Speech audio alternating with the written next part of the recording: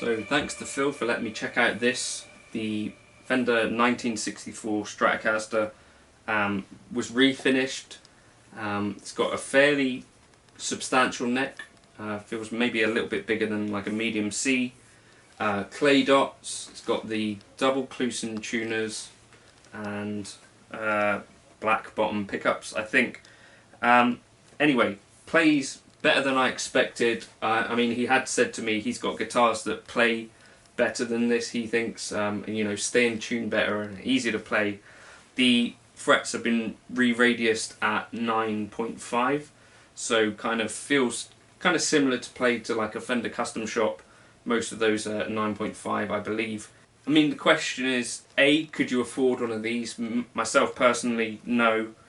B, would you be happy to gig one of these? Again, myself personally, no. You know, if you're ever going to be away from the stage, you're potentially leaving, if people know what it is, a lot of money unprotected, and you know, you don't want people to dent it and stuff like your kid might do, Phil. But what is it? Essentially, I guess this is like an instrument for people that are collectors in a way, investors in a way. You know, so you might buy a vintage car and that's not going to be the thing that you drive to work. Or you might buy a vintage watch, that's not going to be the thing that you wear to work. This other kind of side of stuff, and you know, there are people that do play vintage Strats out live, or vintage guitars in general, but for me, I feel like that's not something that I'd be comfortable doing, particularly the gigs that I do, you know, a shitty wedding or whatever. So it is a guitar. I do have other guitars that feel similar to play. I wouldn't say the K-Line is a worse guitar. Again, that PRS Silver Sky I think is really a decent guitar for the money. The pickups are, well, the neck pickup is kind of darker than the other two.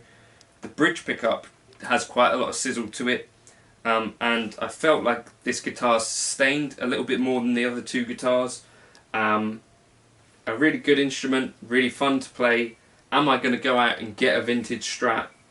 Chances are absolutely never, but it's really cool to have been able to play one, and you know, that's something that I might look forward to doing again in the future if there's ever a chance that someone wants me to spaffle over their vintage gear. So yeah, once you own a vintage Strat like this, would you want to own another one? I don't know.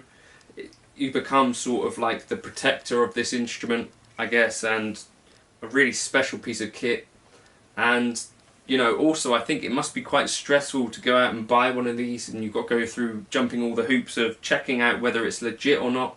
And you know, it's not like documentation back then, or you know, documentation that is as old as my mum is necessarily totally solid. So you know, you have to go out there and do the due diligence and get it verified by people and get it checked out.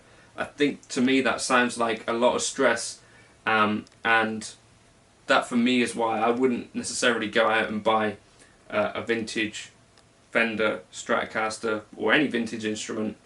For me, it seems like a lot of work that you've got to do to make sure that you don't end up getting fleeced.